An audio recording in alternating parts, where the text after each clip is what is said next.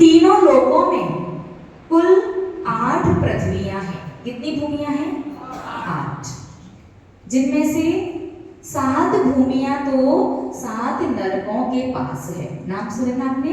रत्न प्रभा, शर्करा प्रभा, बालुका प्रभा, ध्रुव प्रभा, तम प्रभा, रत्न शर्करा बालुका पंख, सॉरी, रत्न प्रभा, शर्करा प्रभा, बालुका प्रभा, पंख प्रभा, ध्रुव प्रभा, तम प्रभा, महातम प्रभा।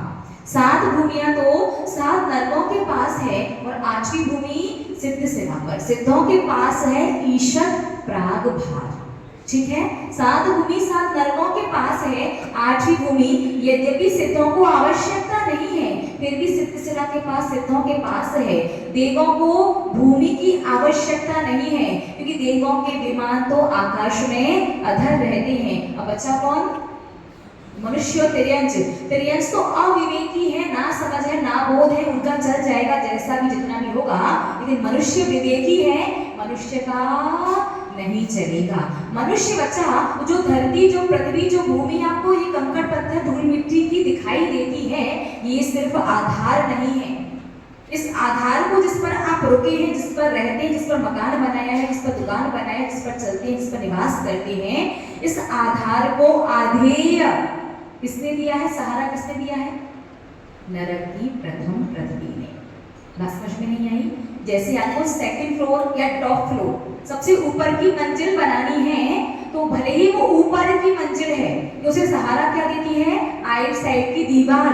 और दीवार किसके सहारे है? नीचे जो नींव है उसके सहारे है। अगर नींव ना हो तो क्या आप ऊपर की मंजिल का मकान बना सकते हो? क्या नहीं बना सकते, महानुभाव। उसी प्रकार बिना आधार के आधेय नहीं होता और बिना आधेय के मनुष्य निवास नहीं कर सकता। आपके पास ना तो विक्रिया है, ना कोई रिद्धि है कि आप आकाश में अधर रह सकें। तो जो धरती, जो पृथ्वी, जो भूमि आपको दिखाई देती है, जिसे आप यूज करते हैं, जिस पर आपका मकान है, दुकान है, आप चलते हैं, फिरते हैं, निवास करते हैं, उसको प्रथम नरक ने भूमि आधार उधार दिया है। किसके आधार से है ये?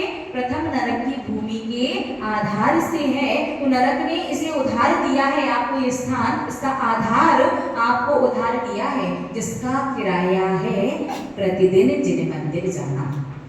क्या समझ में आया? ये आपकी भाषा में बता रहे, शास्त्रों की लैंग्वेज अलग प्रकार की होती है।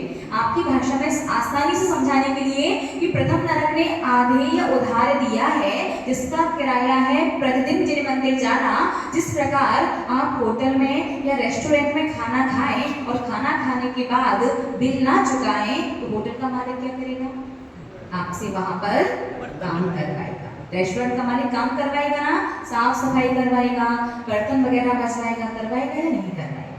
बोलिए ना, करवाएगा। ठीक ऐसे ही प्रथम नरक ने भूमि आपको उधार दी है, आधार उधार दिया है, और यहाँ पर आपने उसका किराया स्वरूप प्रतिदिन जिन मंदिर नहीं गए, तो नरक का किराया उधार रह गया। तो नरक का किराया उधारी चुकाने के लिए कहाँ जाना पड़ेगा?